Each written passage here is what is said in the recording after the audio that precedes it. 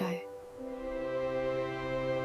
ये कहानी है एक ख्वाबों जैसी दुनिया की।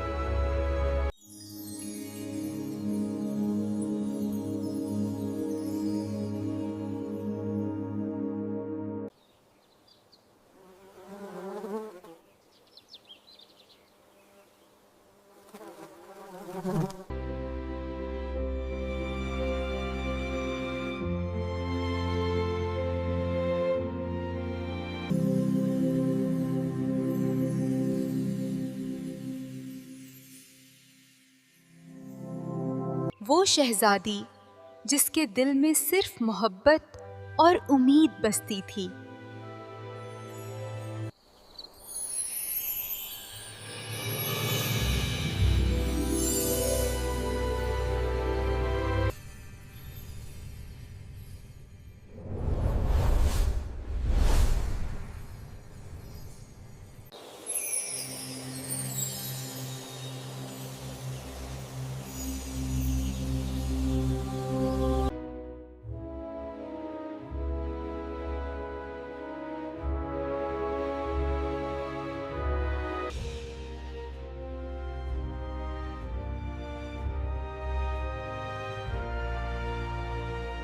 जहां वो जाती खुशियां खुद ब खुद बिखर जाती।